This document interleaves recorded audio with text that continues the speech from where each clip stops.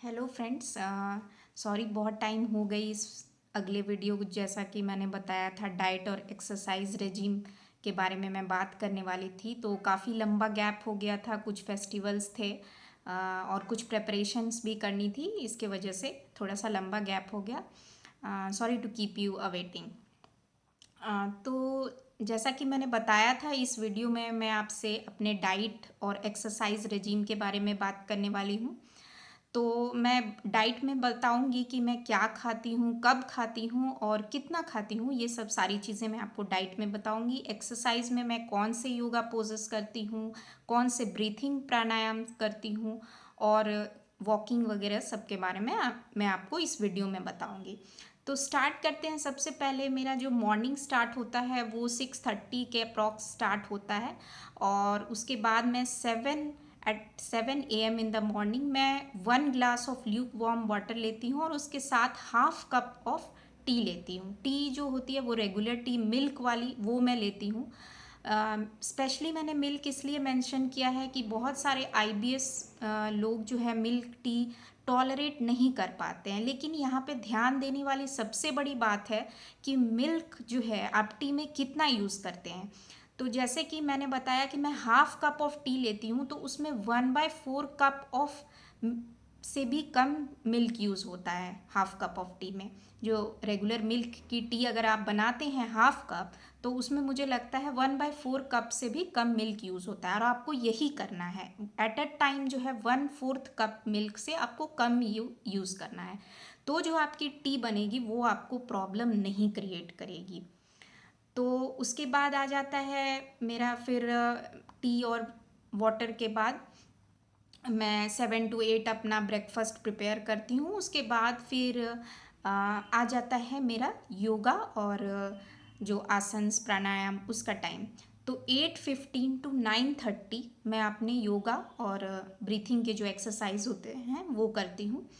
तो उसके बाद फिर जो है एट 9:45 मैं अपना ब्रेकफास्ट करती हूँ। तो ब्रेकफास्ट में मैं क्या लेती हूँ, कब ब्रेकफास्ट में मैं 3 ही चीज़ लेती हूँ और उसी 3 फूड आइटम्स को मैं ऑल्टरनेट करती हूँ। जब मेरा मन करता है तो यही 3 में से मैं चेंज करते रहती हूँ, बाकी एक्स्ट्रा मैं कुछ नहीं खाती। तो ब्रेकफास्ट में सबसे पहले मैं मतलब किसी दिन जैसे हुआ, मैं 3 सिंपल चपातीस और उसके साथ जो आलू या जो वेजीज होते हैं ग्रीन वेजिटेबल्स उसकी सब्ज़ी खाती हूँ, 3 चपातीस एंड वेजिटेबल्स। या फिर मैं किसी किसी दिन जैसे वीट दलिया खाती हूँ। जैसे दलिया में जो तरह की दलिया मिलती है मार्केट में, एक होती है only wheat and one is कि आपको उसमें बहुत सारे और ग्रेन्स मिले हुए रहते हैं। तो मैंने ये एक्सपीरियंस किया है खुद के साथ कि जो वो 5 ग्रेन्स वाली दलिया होती है वो मुझे सूट नहीं करती है। और ज़्यादातर डायरिया के जो लोग पेशेंट्स हैं, जैसे आईबीएस डायरिया है, क्रोनिक डायरिया की जो जिनको प्रॉब्लम है, उनको वो 5 ग्रेन वाली दलिया सूट नहीं करेगी। इसलिए वो सिर्फ ओनली ब्रोकन व्हीट दलिया जो होती है उसी को वो ट्राई करें। तो एक दिन मेरा हो गया रोटी सब्जी, फिर कभी हो जाता है दलिया और फिर कभी हो जाता है नीर डोसा। तो नीर डोसा में क्या होता है, उसमें सिर्फ हम मतलब जो राइस होता है उसको सोख करके उसको पीस करके साथ में कोकोनट डाल के उसको पीस करके उसको तवा पे बनाते हैं। तो वो फर्मेंटेड नहीं रहता है। Neer dosa is not the fermented regular dosa which we use. तो जैसा मैंने फील किया है कि फर्मेंटेड जो फूड प्रोडक्ट्स होते हैं, जैसे जो रेगुलर डोसा है या इडली है, वो मुझे बहुत ज़्यादा सूट नहीं करता है। मतलब मैं उसके बाद थोड़ी एसिडिक फील करती हूँ और वो मुझे नहीं, मतलब मुझे अच्छा फील नहीं होता है वो करने के बाद। तो मैं नीर डोसा अलॉन्ग विद दैट कोई भी चटनी मैं उसमें ले लेती हूँ। तो ये 3 चीज़ मैं लेती हूँ, मतलब इसको अल्टरनेट करके मैं इसको लेते रहती हूँ। उसके बाद फिर मेरा कुछ अपना वर्क रहता है और वो सब करने के बाद फिर मैं लगभग 2:30 में मेरा लंच होता है। 2:30 लंच में मैं जो लेती हूँ वो आपका जैसे जो ऑल इंडियन होम्स में जो राइस और दाल, सब्ज़ी, चटनी जो भी होता है वो लेती हूँ। राइस में आप ये कोशिश करें कि राइस जो आप लें वो आप पार बॉइल्ड जो राइस होता है उसका आप ज़्यादा यूज़ करें। मतलब रेगुलरली जो आपको यूज़ करना है वो है parboiled rice. That is a different variety of rice, जो कि जनरली हमारे इंडियन होम्स में यही राइस यूज़ होती है। तो आपको यही पार बॉइल्ड राइस रेगुलर खानी है, क्योंकि ये बहुत ईजिली डाइजेस्टेबल होती है, ये लाइट ऑन स्टमक होती है और ये डायरिया पेशेंट्स के लिए बहुत ही अच्छी होती है। तो आप पार बॉइल्ड राइस को ही रखें। उसके बाद दाल में आप मूंग दाल का सबसे ज़्यादा सेवन कर सकते हैं। मैं मूंग का ज़्यादा और साथ में थोड़ी सी जो रेड लेंटिल होती है, मसूर दाल जो बोलते हैं, उसको मिक्स करके मैं दाल लेती हूँ। फिर साथ में कोरिएंडर चटनी या फिर कभी टोमेटो चटनी या फिर और कुछ अगर वेजिटेबल्स हो गया स्टर फ्राइड कम ऑयल में, वो मैं लेती हूँ। तो राइस पार बॉइल्ड, पल्सेस में मूंग एंड मसूर और वेजीज विथ लिटिल ऑयल, ये लंच में होता है। Along with that chutney is optional. Don't eat pickle. Pickle जो है वो अच्छा नहीं होता है आईबीएस डायरिया वाले लोगों के लिए। तो आप चटनी फ्रेश प्रिपेयर कीजिए, उसको आप खा सकते हैं। कोरिएंडर चटनी, टोमेटो चटनी, जो स्वीट टोमेटो चटनी होती है जो जैगरी वगैरह डाल के बनाते हैं, तो वो आप खा सकते हैं। तो उससे आपकी टेस्ट भी बढ़ेगी, एपेटाइट भी बढ़ेगा और that will be very beneficial for you. उसके बाद फिर आ जाता है, मतलब मैं थोड़ा सा नैप लेती हूँ दिन में।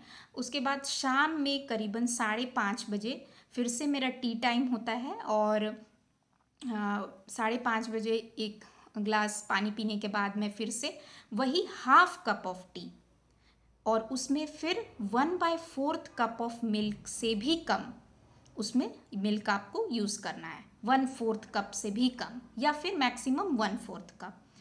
तो आप इससे चाय बना सकते हैं। 1/4 कप ऑफ मिल्क से हाफ कप ऑफ टी आपकी आराम से बन जाएगी और आप उसको एंजॉय कर सकते हैं। मैं इस पे इतना फोकस इसलिए दे रही हूँ क्योंकि मिल्क जो है वो एक एलर्जिक चीज़ है आईबीएस पेशेंट्स के लिए, वो स्ट्रिक्टली मना होती है।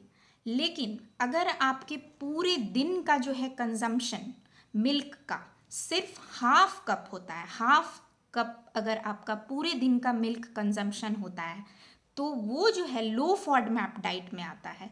लेकिन आप अगर हाफ कप से उसको बढ़ा देंगे तो वो जो है हाई फॉडमैप डाइट हो जाता है। तो आपको इस बात का ध्यान रखना है कि पूरे दिन का जो आपका मिल्क कंजम्पशन है वो हाफ कप से एक्सीड ना हो।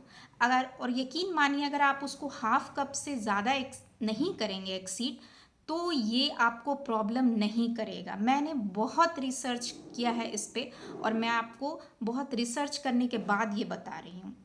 तो आप ऐसा ही कीजिए, मैं आपको सजेस्ट करूँगी। अगर if you are a tea lover you can definitely take tea, but जैसा मैंने बताया वैसे। और अगर आप छोड़ सकते हैं, you are not that much addicted to tea, तो आप उसको छोड़ भी सकते हैं। That's really good if you just leave it, abandon it. तो अब आ जाता है फिर इवनिंग में टी और इसका ये वाटर जो मैं लेती हूँ, उसके बाद आ जाता है डिनर की बारी। तो डिनर मेरा करीबन जो है होता है 9 बजे। और डिनर में मैं क्या लेती हूँ, फिर जो डिनर मेरा रहता है, डिनर मेरा बिल्कुल फिक्स है, उसमें कोई मॉडिफिकेशन कोई चेंज नहीं होती है।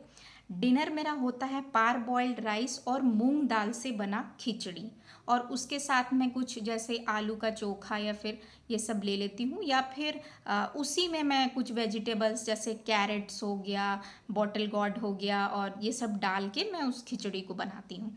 तो ये डिनर मेरा फिक्स है, डिनर को मैं एकदम नहीं चेंज करती हूँ, ये मेरा फिक्स्ड है। थोड़ा सा मुझे डिनर ये खिचड़ी खाने के बाद थोड़ी सी स्वीट कुछ क्रेविंग होती है जैसे कभी, तो मैं थोड़ा सा जैगरी जो गुड़ आप बोलते हैं वो मैं खा लेती हूँ। तो मुझे अच्छा फील होता है, तो खिचड़ी और थोड़ा सा जैगरी मैं लेती हूँ डिनर में। उसके बाद तो ये था मेरे पूरे दिन भर का डाइट। अब मैं आपको अपने एक्सरसाइज रेजीम के बारे में बताती हूँ। जैसे मैंने बताया 8:15 के करीबन, 8:15 से लेके 9:30 बजे तक मैं मतलब योगा आसन्स करती हूँ, एक्सरसाइज करती हूँ सुबह में। तो उसमें क्या क्या एक्सरसाइजेस मैं करती हूँ मैं आपको बता रही हूँ। सबसे पहले स्टार्टिंग होता है वार्म अप एक्सरसाइज से, जैसे कि हैंड्स को रोटेट करना या फिर लेग्स को, हेड को ट्विस्ट एंड टर्न करना, रोटेट करना, ये सारे वार्म अप एक्सरसाइज होते हैं। उसके बाद होता है 5 राउंड्स ऑफ सूर्य नमस्कार मैं करती हूँ। उसके बाद 6 ऐसे आसन्स हैं जो स्पेशली स्टमक रिलेटेड एलिमेंट्स के लिए बहुत अच्छे हैं, जिनको मैं रेगुलर प्रैक्टिस करती हूँ। सबसे उसमें पहले आता है अर्ध मत्स्येंद्र आसन, उसके बाद है मंडूकासन, फिर है सेतुबंध आसन, फिर भुजंगासन, मर्जारी आसन और बालासन। तो ये सारे 6 जो आसन्स हैं वो स्पेशली स्टमक और इंटेस्टाइन के लिए हैं, और ये आईबीएस वालों को बिल्कुल करनी चाहिए, चाहे उनको आईबीएस कॉन्स्टिपेशन हो या आईबीएस डायरिया, वो ये सारे 6 पोजेस जो हैं वो उनको बिल्कुल करना चाहिए। तो ये सारे 6 पोजेस मैं करती हूँ।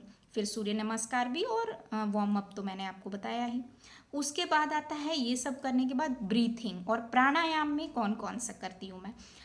ब्रीथिंग या प्राणायाम में सबसे पहले मैं अनुलोम विलोम करती हूँ 20 राउंड्स ऑफ अनुलोम विलोम।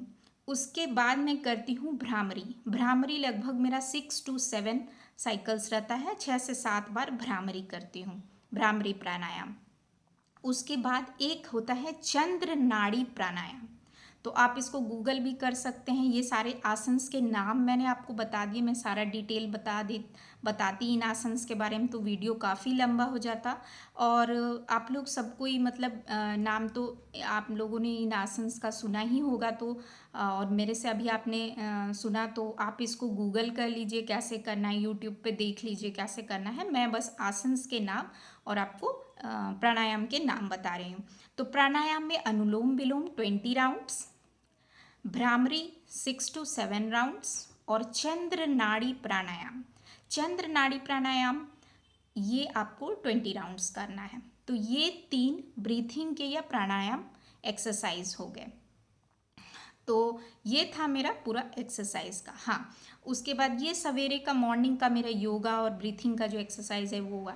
उसके बाद जब मैं लंच लेती हूँ, करीबन 2:30 के करीब मेरा लंच होता है, तो लंच करने के बाद 2:45 में इमीडिएटली आफ्टर लंच मैं वज्रासन प्रैक्टिस करती हूँ। 15 to 20 मिनट्स वज्रासन में बैठती हूँ उस पोज में। तो वो हो गया मेरा 15 मिनट्स का वज्रासन आफ्टर लंच। जो लोग वर्किंग हैं या फिर जिनका स्ट्रिक्ट शेड्यूल है, तो उनके लिए लंच के बाद करना थोड़ा मुश्किल है, तो आप स्किप कर सकते हैं, तो ठीक है, अगर आप कर सकते हैं तो भी ठीक है। और नाइट में जो सबसे इम्पॉर्टेंट है, नाइट में आपका जो डिनर होना चाहिए वो बेहद लाइट होना चाहिए। जैसे मैंने बताया, मैं खिचड़ी के अलावा और कुछ वेजिटेबल्स, चोखा वगैरह के अलावा कुछ नहीं लेती हूँ। तो नाइट में आपका जो डिनर हो वो लाइट हो। 9 बजे तक आप डिनर कर लीजिए, और उसके लगभग 45 मिनट्स बाद लगभग 10 बजे से आप जो है वॉकिंग स्टार्ट कर दीजिए। Walking should be brisk walking of 45 minutes approximately, which means 3 kilometre and above.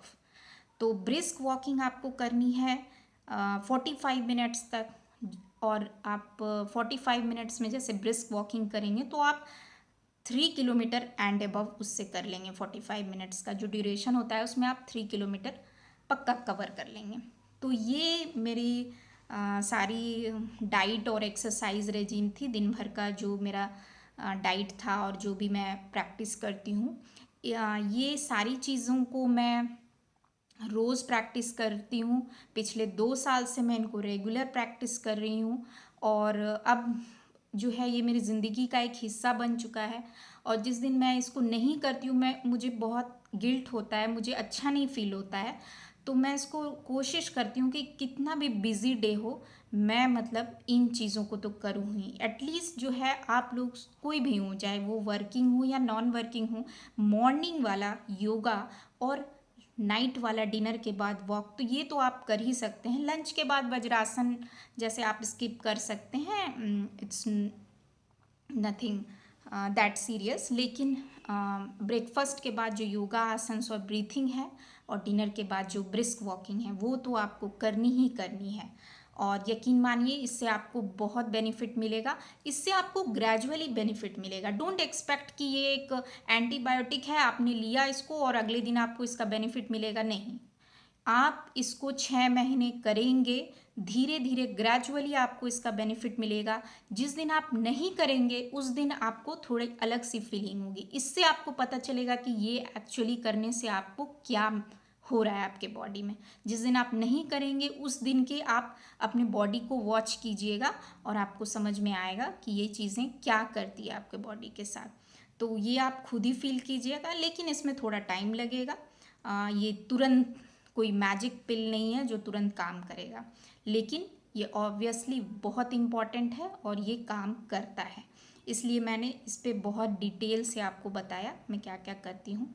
Asanas और प्राणायाम का जो भी है वो मैं एक बार फिर से डिस्क्रिप्शन बॉक्स में दे दूँगी।